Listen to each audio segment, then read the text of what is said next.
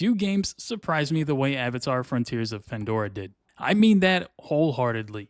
It's funny to even say that because I bought the game on its release and only played about an hour. I wrote it off as another bloated Ubisoft open world that I just didn't have the time for and considered the money wasted. I couldn't have been more wrong. Now, it's not my first time I've been wrong about a game, and it won't be the last time. But what changed my mind so drastically? Well, I sat down and actually played the game. I know, how crazy, but hear me out. I invested my time with an open mind, and within 4 hours, I understood the loop, and the constant sense of progression and growth locked me in for over 20 hours. Add in the simple fact that the open world is absolutely gorgeous, unique, and just fun to explore, I found the hours passing by. I'm not the only one who thought the game was average at best, at least on its release. I mean, take a look at its Metacritic score. A 72, and even the user score almost completely lines up with the critics. That in itself is a pretty rare occurrence. So what drew me back to the game? Well, to put it as simply as possible, it was the third-person perspective update. I saw the trailer for it, and I figured now would be a good time as ever to give it another chance, and I'm really glad I did. I mean, just look at the open world. Look how unique and beautiful it is. Objectively speaking, it just looks so good. A hyper lush jungle with an abundance of life. It's hard to travel in this world and not stop every few minutes to take in the scenery. I was often getting that same feeling that would creep up while I was playing games like Ghost of Tsushima. I think one of the most important things to understand about the game is that it's not a typical open world experience or the loop that you might expect. Okay, well it is, but let me explain. Avatar has your typical open world aspects like side missions, collectibles, outposts to clear, and so on. If you've played any Far Cry game, then you know this loop very well, or basically any Ubisoft game. But Avatar adds a distinct layer in its gameplay loop that in itself becomes an integral and crucial part of the experience: hunting and foraging. That's right, while many games will add those mechanics in as sort of a thing to do if you want, in Avatar, it's absolutely crucial to hunt, it's crucial to forage, because doing those two activities are a huge part in how powerful you become. It's a very satisfying feedback loop. This ended up being one of, if not my favorite thing about the game.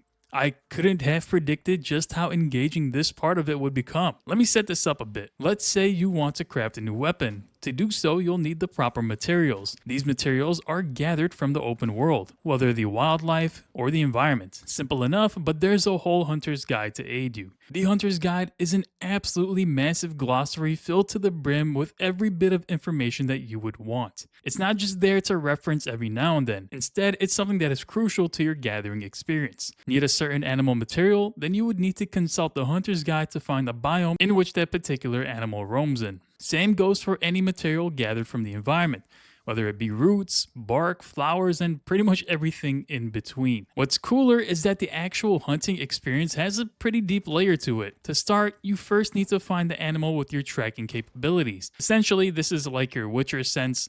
Once you find it, the hunt begins. Now, each animal has a weak spot. Hitting that weak spot and killing the animal in a single shot will result in a cleaner and merciful kill, rewarding you with a rarer version of the material that you were looking for, and in turn allowing you to craft a better version of that particular item that you wanted. The same goes for gathering from the environment. Every single material has conditions that will yield a better quality item. Things like whether it's raining or dry, day or night, those things all matter. Your precision in actually gathering the item also determines how good the quality is. If you shake and pull the damn thing around, chances are the quality of the item will drop. This whole loop of hunting and gathering at the start seemed like a tacked on system, something I would do if I happened to see an animal in my direct line of sight, or a material from the environment that's nearby.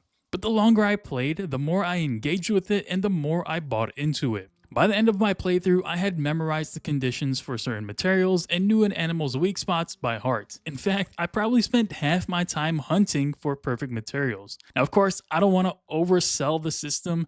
It's good and I enjoyed it quite a bit, but it could be a hard sell if that loop isn't your thing. Hunting and gathering makes up a large portion of Avatar, but outside of that, there are quite a few things to do. It is a Ubisoft open world after all, so if you think there aren't bases to clear, you'd be dead wrong. It's an activity that we've either come to all love or hate. I do, however, really like how they handled it in this game. See, the RDA has set up these bases that pretty much vary in size. These bases essentially pollute the surrounding area, making you unable to gather any materials as they've all been pretty much killed from the pollution. The same goes for the wildlife. It's basically gone. These RDA facilities loom in the distance with puffs of black smoke, pretty much choking the atmosphere. The base clearing activity can vary. Sometimes you're shooting some components that power the generators. Other times you're doing these hacking mini games that could trigger a security alarm if you're not careful. Regardless, the end goal is to stop the pollution, and the payoff is immediate. The surrounding area comes back to life, giving you another area to forage and hunt in. I like the system quite a bit. There are also a ton of side missions, the vast majority of which are just finding a person or an object. They're really not that great, but good enough for gear and some skill points. I did like the clan favor system. Essentially, the clan you're interacting with at their base might have a specific material that they're looking for. Having this item and dropping it in the basket ups your clan favor. Obviously, along with completing missions and such. In return, you can acquire rare weapons, gear, and crafting material. It's a nice trade-off and ends up being pretty rewarding. Anyway, so how does combat work? Well, it works decently enough. It's not the most in-depth part of the game, but it gets the job done. There are some important things to point out. Firstly, the main way to dish out damage will be with your bow and arrow. Your bow and arrow have different ammo types depending on the type of bow. So for example, you can craft your normal arrows, but if you have the material, you can also craft fire, poison, or shock arrows. I'll dive deeper into the gear system in the next section. Enemies you go up against have different weak points.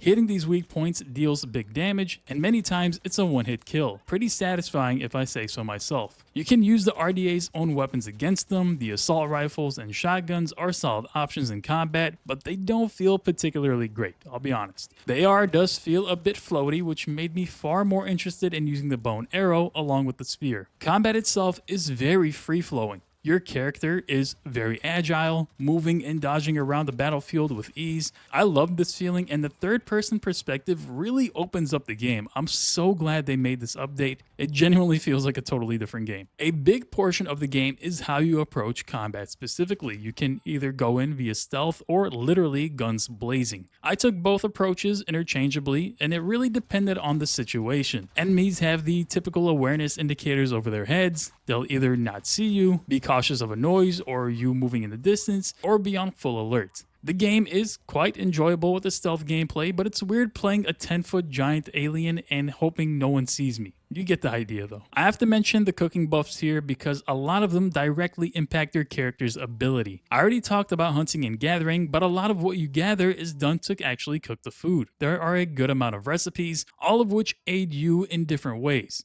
Some buff your damage to wildlife, another specific to the RDA, one might buff your speed, and another your health. The quality of the ingredients directly affects how long your buff lasts, whether it be 1 minute or 35 minutes. It's a really good idea to make sure you have some food buff ready before going into combat because it may not seem like it, but some combat sections are genuinely tough, especially ones where you're attempting to take down a large RDA base and you have 5 mechs raining down grenades at you. Your gear is a very crucial part of being able to actually last in combat. The open world does have level gating. You can't just pull up to a level 20 RDA base and think you'll be able to clear it at level 5. You will die every time. Instead, you need to slowly work your way up, finding and crafting better gear to improve your gear score. This was the loop that really drew me in. Let me set this up a bit. Your character has a number of gear slots for armor and weaponry. Each piece of gear has a rarity associated along with a hidden power level. I say hidden because it's not exactly obvious which piece of gear will improve your gear score. The only real indicator is this UI icon on the right. Obviously, you can assume if an item grants more damage or health, then it'll also improve your gear score. This system was pretty good. It offered enough variability in the gear you can equip while also being able to create your own build. Stealth focused or going all in on upfront damage are pretty much your two options, but there's some gray area between that. The main gear is improved through the crafting system. Essentially, you get a blueprint and this blueprint contains components. The components themselves determine how good the item will be. For example, if you killed an animal and looted an exquisite material, that material will add more damage or more health or whatever the property is, in comparison to a material that is only of fine quality. That's pretty cool. That made me so much more mindful during my hunts. I wanted to make sure my kills were clean, so I had a chance to get a better component. Each piece of gear can be crafted via blueprint. That includes your weapons too, excluding the RDA weapons. There are also mods to consider for each piece of gear. Mods will unsurprisingly add some sort of modification to your item, whether that be more weak spot damage, more damage to the RDA, and so on. Overall, this generally was a pretty cool system. It was more in depth than I had anticipated while also not being overwhelming. Having control over the quality of your gear was also a very nice touch. There is, however, another progression system. The skill tree, broken up into 5 different skill lines. Each tree specializes in a certain playstyle. You've got your hunter, warrior, survivability, mounted, and maker. As you might expect, pumping more skill points into each skill tree results in greater passive abilities like greater base damage, more items gathered when foraging, ability to carry more medkits, and so on. It's a pretty average progression system, really nothing to write home about, but it adds a nice layer of depth onto an already pretty layered progression that the game has.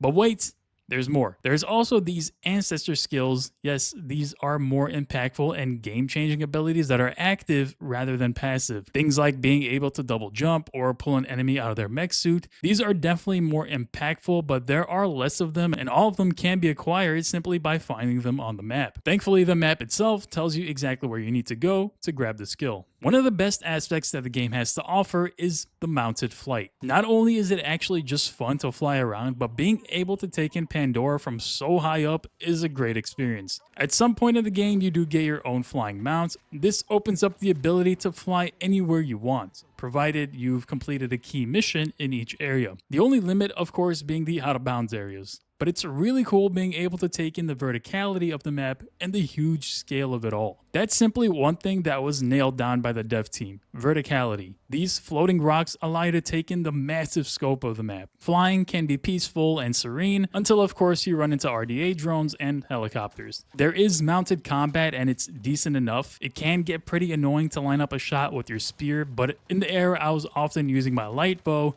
or the AR. There's also the ability to travel by mount on land, but I think the game kind of screws this up, to be honest. See, each time you want to hop on a mount, you need to find and soothe the animal. This takes maybe 5 seconds, so it's not a huge deal. But the issue is that you have to do it every time you want to get on a mount, and if there aren't any nearby, then you need to go find one. To me, this breaks the flow of the game quite a bit. It would have been far better to simply just get on a mount on land the same way you do in air, but it is what it is. I've talked a lot about the systems and such, but the game also does have a story. I know, pretty earth-shattering news, but seriously, the game's story is fine. I won't spoil anything here, so don't worry.